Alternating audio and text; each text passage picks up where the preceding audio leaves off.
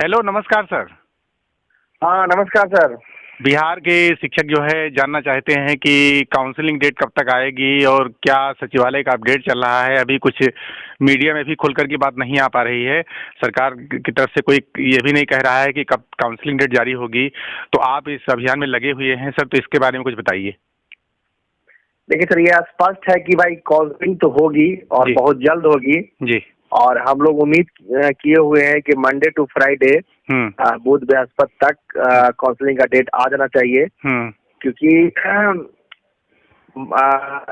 Advocate of general को बुधवार को डॉक्यूमेंट दे दिया गया था, सारा फाइल दे दिया गया था सबमिशन करने के लिए। जी। लेकिन वो डेट नहीं है कि सबमिशन हो पाया कि नहीं हो पाया। मेरे ख्याल से हो गया होगा, नहीं भी हुआ होगा तो मंडे तक हो जाएगा। और माननीय डॉक्टर रंजीत सर से जो हम लोग की बात हुई थी, उन्होंने बोला था कि जैसे ही वहाँ पे, क्योंकि वहाँ पे सिर्फ कोर्ट का नोटिस का जवाब देना था। कोर्ट ने पूछा था कि क्या प्राइमरी जो बहाली जो हो रही है उस पर भी क्या आप 4% जो ब्लाइंड वाला जो केस है उस पर आप आरक्षण दे रहे हैं कि नहीं, उन लोगों का जो सी है उसको रिजर्व किए हैं कि नहीं। वो जो है वहाँ से क्या उसको बोल सकते हैं कि नोटिस दिया गया था।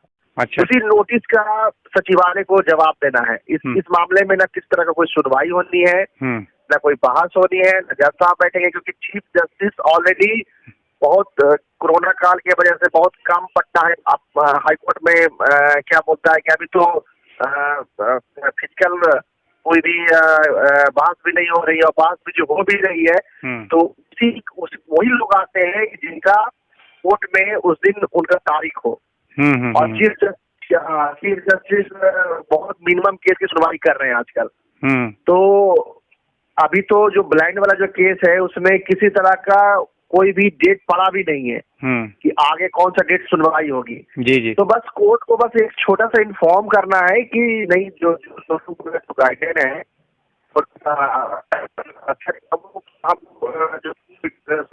नहीं है। ये सबमिशन करने के बाद कोर्ट मास्टर को सिर्फ जाकर रिसीविंग करा देना है। उसके बाद बहाली प्रक्रिया का शेड्यूल पर बोलेंगे, हम तुरंत जारी कर देंगे। शेड्यूल तो बन के रेडी है, बस उसमें डेट एडिट करना है। तो शेड्यूल तो पहले ही बन के रेडी हो गया था, उसे बस डेट चेंज करना है, शेड्यूल प्रकाशित करना है। जी।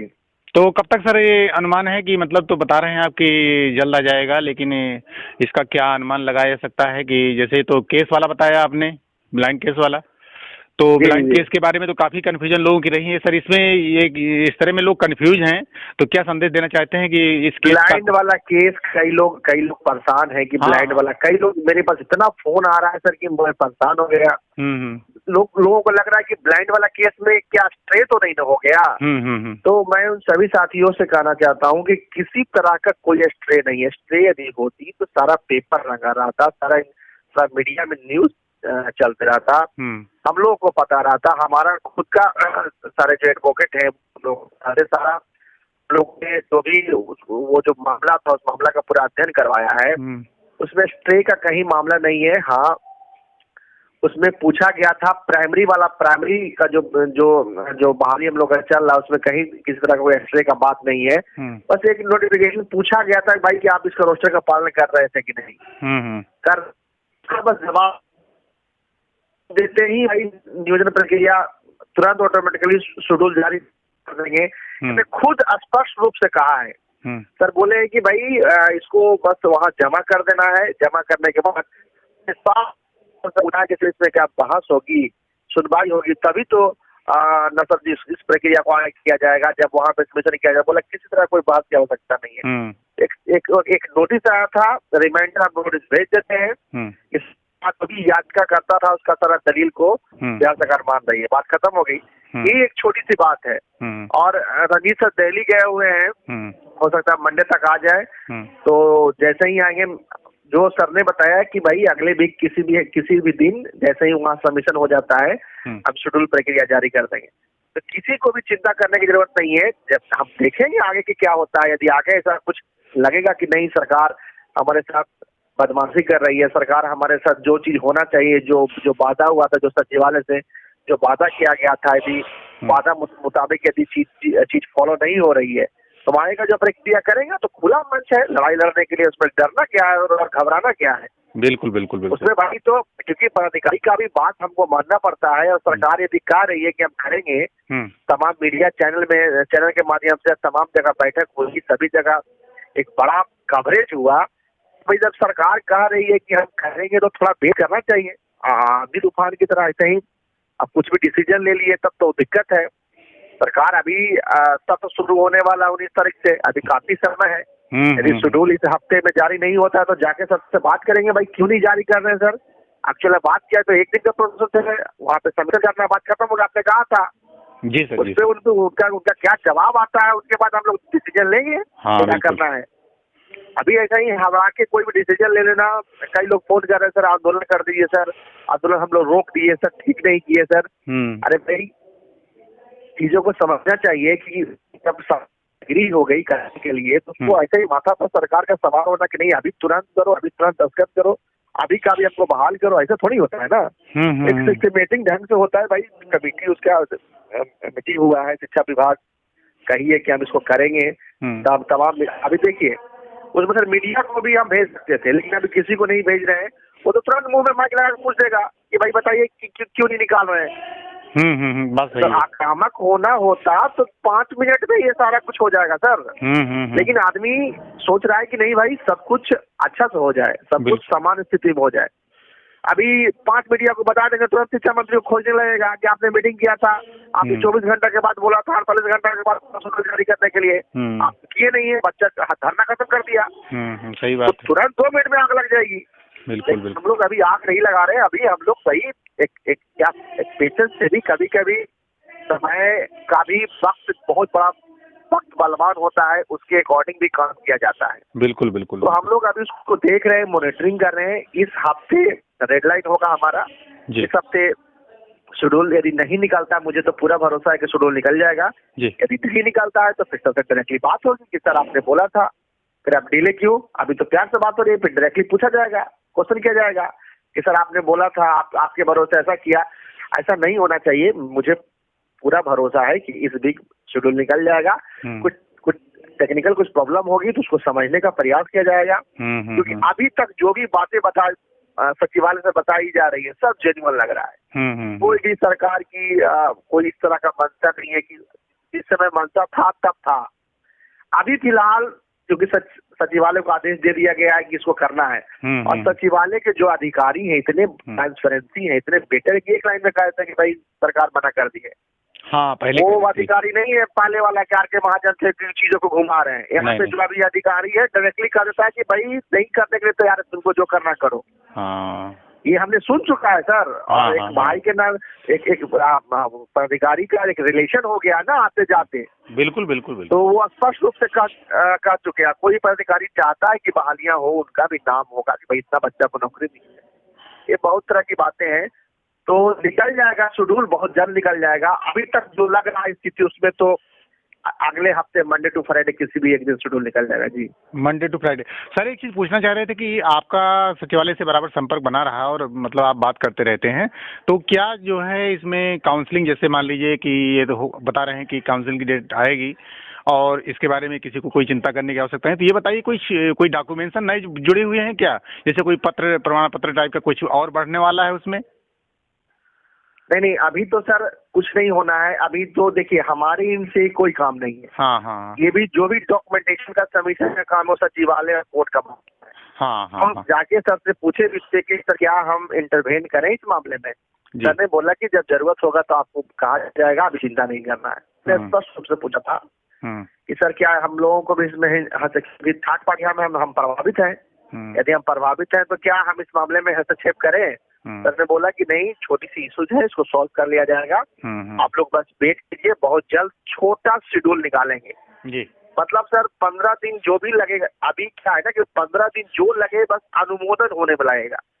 क्योंकि जिला में अभी जितना भी डॉक्यूमेंटेशन है सब जो फाइनल NIC के वेबसाइट पर जो अपलोड है उसकी प्रिंट कॉपी जिला में जाता है। अच्छा, जिला में जाएगा, जिला में एक बार मिलान होता है, उसमें DO, DPO, DM सभी लोगों उसमें सिग्नेचर होता है। वो होके वापस अप्रूवल होके आता है फिर नियोजन इकाई में काउंसलिंग के लिए। तो मोटा मोटी यदि निकल जाता है इस हफ्ते काउंसलिंग का डेट, तो मेरे ख्याल से 20 तारीख से काउंसलिंग होना शुरू हो जाएगा। 15 दिन का जो भी समय लगेगा, 17 दिन का समय लगेगा अनुमोदन होने में, क्योंकि जिला में अब एक नियोजन इकाई में 10-10 हजार फॉर्म, मतलब एक प्रखंड में 10,000, 12,000, 15,000 फॉर्म गिरा हुआ है।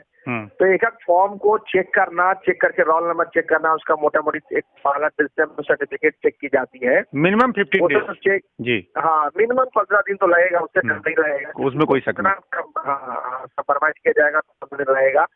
15 दिन के बाद एक तो सपोज कीजिए काउंसलिंग का डेट अगला वीक निकलता है, तो अगला वीक से उसमें शेड्यूल में लिखा रहेगा इतना से इतना दिन तक अनुमोदन। उसके बाद फिर 6 to 8 की काउंसलिंग, फिर 1 to 5 की काउंसलिंग। इकाई प्रखंड और 1 to 5 का भी होगा, नगर इकाई, प्रखंड और पंचायत। बिल्कुल बिल्कुल बिल्कुल। तो मोटा मोटी मिला के 6-7 दिन का काउंसलिंग का होगा, 3 दिन 68 का, और 3 दिन आपको 1 to 5 का काउंसलिंग का डेट होगा। मोटा मोटी 6 दिन 7 दिन का काउंसलिंग का डेट होगा, और पूरे बिहार में एक ही दिन काउंसलिंग होगा, प्रखंड का एक दिन, पंचायत का एक दिन और नगर इकाई का एक दिन। इस तरह से सारा कुछ होगा, ताकि नीचे का जो बच्चा है, मिनिमम जिसका 60% है, 65% है, वो भी कहीं जाए काउंसलिंग कराने के लिए, तो ऊपर का बच्चा तो भाई जी, जो भी जिनका परसेंटेज आ रहा है वो अपने जगह पे पहुंचेगा, जहाँ पे खुद का पंचायत है, खुद का खंड है, खुद नियोजन इकाई है, वहाँ पहुंचेगा, और वहाँ पे जैसे ही वो काउंसलिंग कराएगा उसका सर्टिफिकेट जब्त कर लिया जाएगा जी। तो ये एक एडवांटेज है कि भाई जो नीचे इसमें क्या होगा सर कि मिनिमम जिसका 60% भी जिसका परसेंटेज है, उसको भी नौकरी हो जाएगी। ये एक, और महिला का तो भाई कहना ही नहीं है, महिला को हो जाएगा।